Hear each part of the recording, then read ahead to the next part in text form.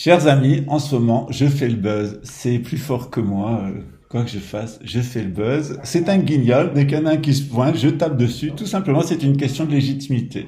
Alors, je vous ai dit que j'avais demandé à Éric Fiorile du CNT, du Tribunal suprême du peuple français populaire, souverainiste, souverain et Dieu sait quoi encore. Alléluia, amen, qui nous raconte qu'il s'est fait inscrire auprès de l'ONU comme Conseil national de transition. Donc il est le gouvernement français et il revendique l'application de la Déclaration universelle des droits de l'homme écrite par les Illuminati au Grand Orient de France et l'application de la Cinquième République écrite sur mesure par notre cher ami Debré, qui travaillait pour la banque Rastapopoulos et qui a permis à notre cher président Pompassou de nous mettre la loi de 73.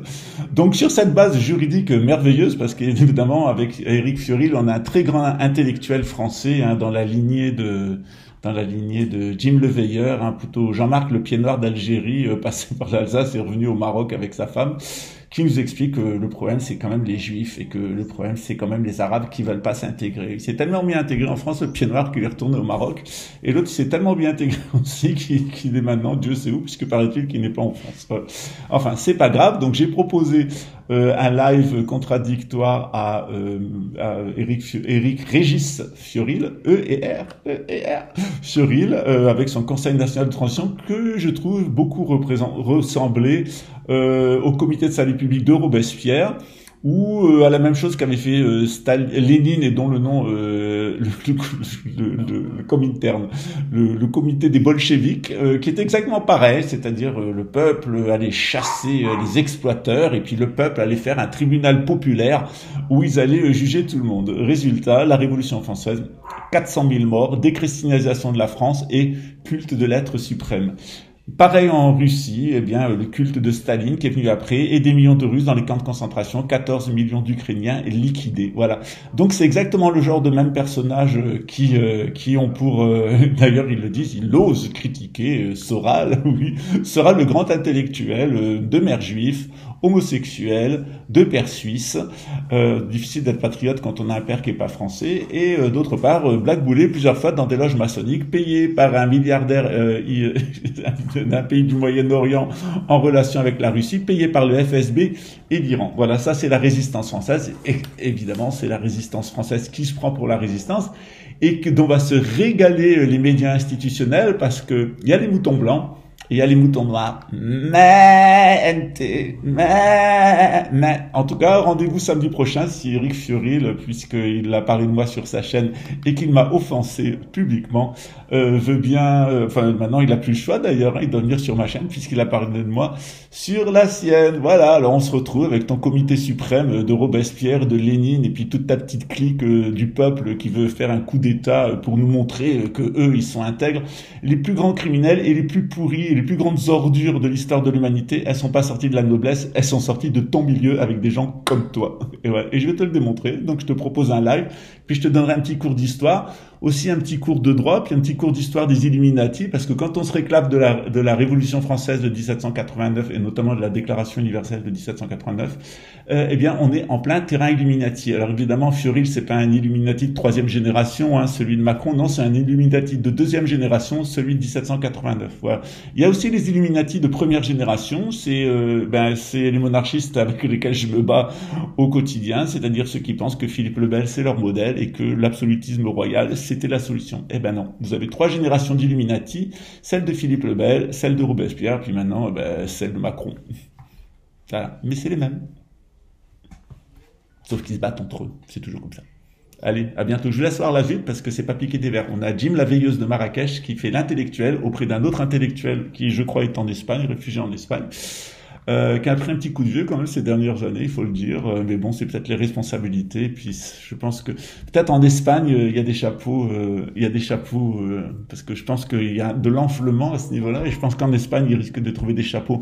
Ou alors, je peux lui faire envoyer depuis le Mexique un sombrero parce que je pense qu'au point où on en est... on a de bons chapeaux ici aussi au Brésil, des Panamas. Allez, ciao. Je vous laisse voir la suite. Édifiant. Si ça c'est la résistance, dis donc. On va finir par aller discuter avec Bill Gates directement. C'est peut-être plus intéressant que les sous-produits de Donald Trump. C'est un peu bizarre ça quand même. Bah, c'est un reconfinement d'urgence, hein. Ou alors c'est une intervention de l'OMS directe auprès de ce président, puisqu'il avait déposé plainte contre l'OMS.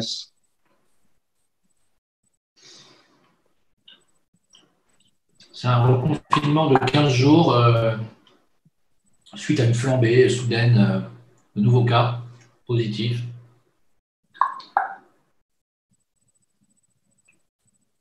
Bon, de toute façon, je pense qu'on ne va pas y couper. On a Jacques Attali qui nous a annoncé que c'était bientôt notre tour au mois de septembre, qu'il fallait s'y attendre. Donc... Je crois que la femme du président de Madagascar est, comment dirais-je, pas présidente, mais ambassadrice de l'OMS à Madagascar. Donc, voilà, donc ceci pourrait expliquer cela. Il faut savoir que ça reconfine un peu partout. En Australie, ça a reconfiné.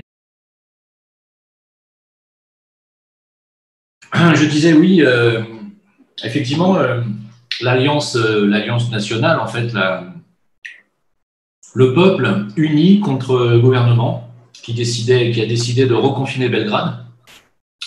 Le peuple a décidé que non, s'est affronté assez violemment avec les forces de l'ordre, et au final, ils ont renoncé à reconfiner Belgrade. Voilà, c'est tout simplement ce qu'on disait avec Piero San Giorgio il y a quelques jours en arrière.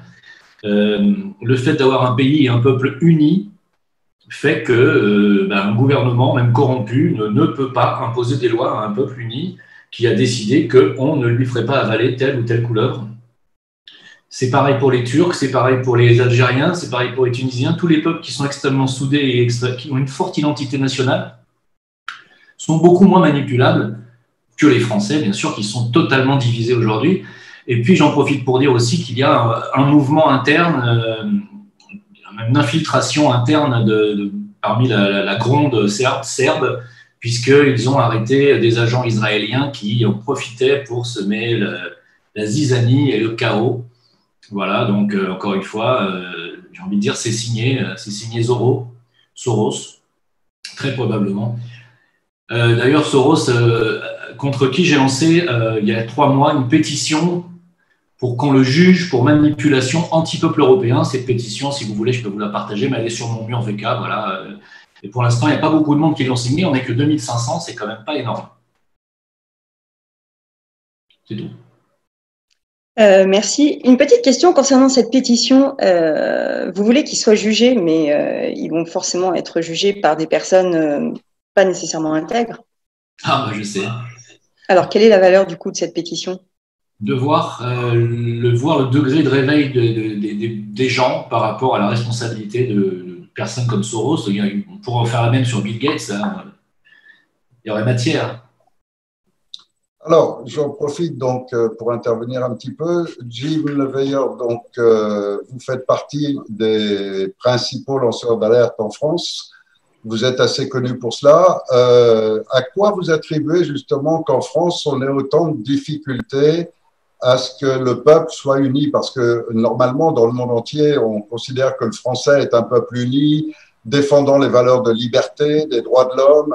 Et tout ça se détruit, toute la France est divisée. Et à quoi vous attribuez ça, vous, principalement? Pour moi, c'est la conséquence d'un très grand travail de sape intérieur depuis au moins les années 80, au moins depuis Mitterrand. Je n'avais pas constaté une telle division, tel travail de division de sous Giscard. Moi, je suis né en 66, donc je n'ai pas tellement connu avant. Mais c'est surtout depuis Mitterrand que j'ai vu les choses s'accélérer avec des associations anti-France, des associations SOS Racistes, Touche pas mon pote, tout ça, c'était des associations de haine anti-France, anti-français, clairement. Et ça fait des décennies maintenant qu'on manipule et qu'on programme les gens à penser qu'il est mal de sortir un drapeau bleu, blanc, rouge, qu'il est mal de se revendiquer d'une nation, qu'il est mal, c'est toujours mal en fait de se dire français, c'est mieux de dire qu'on appartient à l'Union européenne, c'est mieux de dire qu'on est des citoyens du monde, il faut être ouvert à tous, au métissage, accueillir toute la misère du monde. Tout ça, c'est un travail de gauchiste maçonnique qui dure depuis des décennies en fait, et qui a réussi à détruire de l'intérieur toute l'identité nationale française où plus personne ne se reconnaît nulle part. C'est-à-dire qu'on voit bien que ça a créé que des clivages et des communautés, la montée du communautarisme partout, puisque maintenant on trouve des communautés maghrébines, des communautés africaines qui ne s'intègrent absolument pas et qui ne veulent pas, non seulement elles ne veulent pas s'intégrer, mais elles veulent détruire ce qui reste de la France. Et on est, je ne parle pas pour tous les Maghrébins et tous les Africains français, attention, j'ai parlé des communautés. Et on se retrouve dans une situation explosive où effectivement maintenant la France est on va dire à l'agonie, c'est clair. Alors que si vous allez dans n'importe quel pays du monde, enfin je ne les connais pas tous, mais ne serait-ce que celui que je connais, le Maroc, amusez-vous à cramer un drapeau marocain dans la rue juste pour rigoler. D'accord ? Faites la même chose aux Philippines, vous allez voir, c'est 2 ans de prison ferme. En France, pendant les matchs de foot, on voit tous les franco je ne sais quoi, cramer, brûler, se torcher le cul avec le drapeau français, et tout le monde trouve ça normal. Voilà. Donc c'est normal qu'on en arrive à un stade où eh bien, le pays est totalement divisé, tout le monde trouve ça normal. C'est tout. Et comment ils agissent d'après vous? Par quels moyens ils parviennent ainsi à ce que le français renonce à son identité, ose rien dire quand il se passe des choses comme ça? Vous croyez que ça vient d'une forme de lobby, de communauté qui intervient? Vous croyez que c'est une forme de manipulation mentale générale? Ou qu'au contraire, c'est simplement les événements et les Français qui renoncent simplement à la liberté, aux droits de l'homme et à leur identité naturelle? Non, il y a un véritable complot. Il y a une véritable volonté, effectivement, d'un lobby qui est une idéologie qui veut détruire toute chrétienté en France. Ce n'est pas un hasard si la France est un pays aujourd'hui qui compte plus de 1000 profanations de lieux de culte chrétiens. C'est le pays au monde où il y a le plus de profanations antichrétiennes. Il y a vraiment une volonté de détruire la France à tout niveau, au niveau social, sociétal, religieux, énergétique, parce que ça va ensemble, et médical également, à tout niveau. Il y a vraiment une entreprise de destruction. Et bien entendu que c'est voulu pour moi, par des gens qui sont clairement ciblés, oui, des gens qui font la pluie et le beau temps en France, c'est clair. Alors, voilà. Si ça ne vous donne pas, on va essayer justement d'entrer dans les détails, parce qu'il y a beaucoup de gens qui assistent à vos informations, à celles d'autres dissidents, d'autres lanceurs d'alerte, mais finalement, on ne sait pas bien définir clairement qui sont ces hauts dirigeants qui sont en train de manipuler le monde, puisqu'en fait, c'est une manipulation générale de toute la planète et qui s'attaque en ce moment particulièrement aux pays forts, puisqu'en dehors des États-Unis, de la Russie et de la Chine, il reste un pays vraiment fort, c'est la France. Et donc, abattre cette France, on dirait que tout est ligué pour aller dans ce sens-là. Comment vous voyez les choses, vous, à ce niveau-là? Comment est-ce qu'on pourrait définir ces gens de ce qu'on appelle la globalisation, le nouvel ordre mondial, les Illuminati? Il y a une multitude de termes. Il y a des gens qui préfèrent appeler le deep state pour employer des mots américains. Mais qui sont-ils vraiment? Il y a la Turquie qui est un pays très fort aussi, il ne faut pas l'oublier. Alors, qui sont-ils vraiment? Est-ce que c'est les 13 familles sataniques dont on parle sans savoir vraiment? Si, on sait qui c'est, on les connaît, les 13 familles. Est-ce que c'est les 13 lignées? De toute façon, c'est clair que c'est des gens qui suivent une idéologie très précise. Cette idéologie, elle est inscrite dans la pierre à Guidestone. Ils veulent réduire la population mondiale à moins de 500 millions de personnes. Ils veulent contrôler totalement le monde, maintenir l'humanité sous contrôle. Et 7 milliards 700 millions, ils n'arrivent pas à les contrôler. Donc, qui sont ces personnes? Ces personnes sont des familles satanistes qui se servent de l'usure, c'est-à-dire de la haute finance et du prêt national, par des prêteurs privés. C'est comme ça qu'ils ont mis toutes les nations à genoux, qu'ils ont ruiné la Grèce, la France, l'Italie, l'Espagne. Le seul pays qui aujourd'hui n'a pas de dette et le seul pays au monde qui a viré les Rothschild, c'est la Russie, 0% de dette. Les États-Unis sont littéralement à genoux, je crois, avec 30 000 $ par personne de dette. C'est le pays le plus endetté au monde. Et c'est le pays qui est complètement à la botte de la haute finance rothschildienne. Et c'est par l'usure qui mettent les nations à genoux. Ensuite, on peut le dire, oui, il y a une clique familiale. Alors, ils ont tous prêté allégeance à une idéologie satanique, qui est claire et nette pour moi, puisqu'on voit de plus en plus apparaître leur face cachée, c'est-à-dire tous ces réseaux pédocriminels qui sont en train de se faire dévoiler les uns derrière les autres. On voit bien que c'est des gens qui se retrouvent tous en réseau, dans des petites sauteries via des gosses, où il y a même des des cérémonies où ils se mangent, ils bouffent des gosses, ils torturent, etc. On voit bien à qui on a affaire et on retrouve toujours dans la fine équipe, toujours les mêmes. On voit Epstein en photo avec Bill Gates, avec Clinton, on trouve toujours les mêmes en fait finalement. Et là, on se rend compte que dans cette clique dirigeante, à mon grand étonnement, il y a quelqu'un qui m'a envoyé un documentaire, je ne connaissais pas, je ne savais pas que les Rothschild avaient aussi infiltré la Chine. Il y a plus d'un siècle et demi, je ne savais pas. Donc, on les retrouve toujours à la base. Et en fait, aujourd'hui, la Chine, qui a été complètement... parce que la Chine a quand même été un grand pays, un grand empire, et ils ont apporté beaucoup quand même, fut une époque. Et ce pays est aujourd'hui en totale décadence morale. On voit que vraiment les Chinois font vraiment n'importe quoi avec la bouffe. Ils sont capables de manger des animaux. Enfin, ils font vraiment n'importe quoi. Et donc, c'est un pays qui est en pleine décadence et en fait qui sert au système comme terrain d'expérimentation pour tout ce qui est d'intelligence artificielle et outils de manipulation. Pour quelle raison une dissidence assez ancienne qui s'est installée, etc., pourquoi est-ce qu'elle n'a jamais réussi à percer d'une manière ou d'une autre, ou est-ce qu'elles s'unissent, ou... On a toujours assisté qu'à des divisions, et puis d'ailleurs tout récemment, puisque tout de suite après l'émission qu'on a fait ensemble hier soir, je crois qu'il y a quelqu'un qui se prétend aussi dissident, mais en fait qui défend les intérêts, qui répète le même langage que Le Monde, Le Figaro, etc., et qui insulte volontiers tous les dissidents. C'est un Pascal Tréfingui, un nom comme ça, qui manifestement vous traîne dans la boue, et maintenant m'y associe aussi, comme il traîne dans la boue aussi Alain Soral, Dieudonné, etc.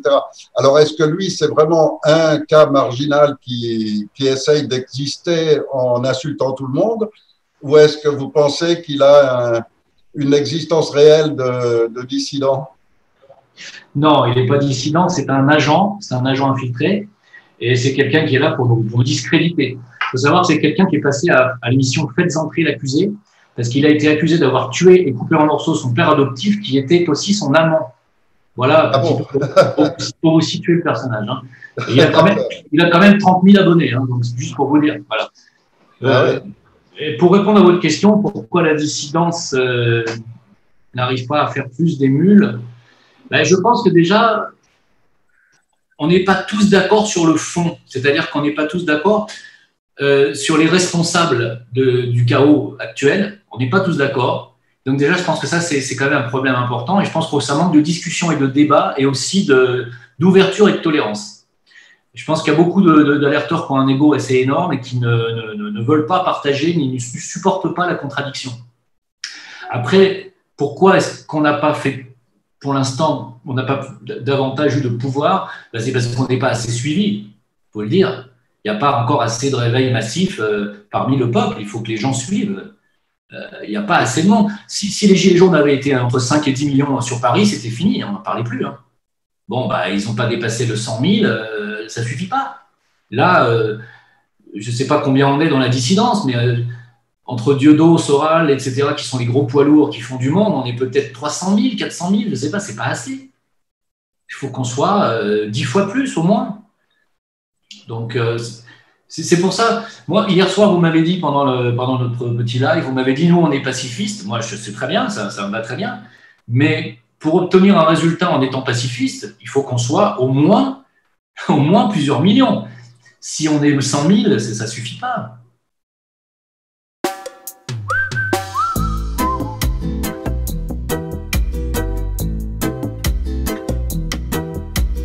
Pose ton cul.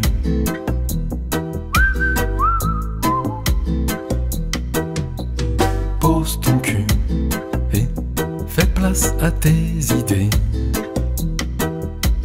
Pose ton cul et ressens la vérité. C'est la rentrée et je dois aller étudier pour mieux être utilisé. Vivement ce soir pour jouer ou regarder la télé, c'est tellement bon de s'échapper. Ma vie se résume à devenir un métier, tu feras ci ou ça. Et quand j'ai envie de déserter, j'entends cette voix qui me dit pose ton cul et fais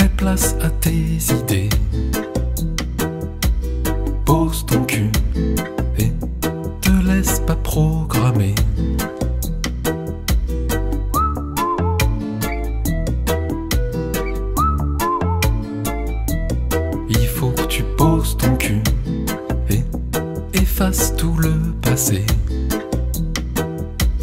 Pose ton cul et ressens la vérité.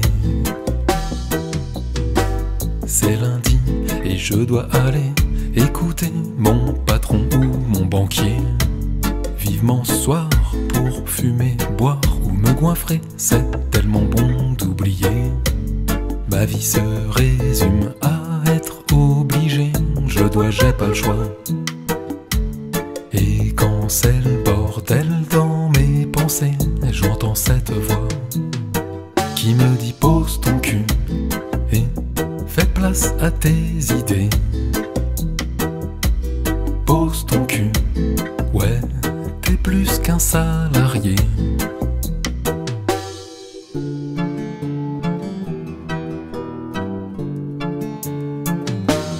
Il faut que tu poses ton cul et efface tout le passé. Pose ton cul et ressens la vérité. C'est samedi et je dois aller manifester, combattre et me faire éborgner. Vivement demain pour changer de maître en allant voter. C'est tellement bon de se décharger. Ma vie se résume à me plaindre et gueuler. La victime c'est moi. Et quand plus personne veut m'écouter, j'entends cette voix qui me dit pose ton cul et fais place à tes idées. Pose ton cul et arrête de critiquer.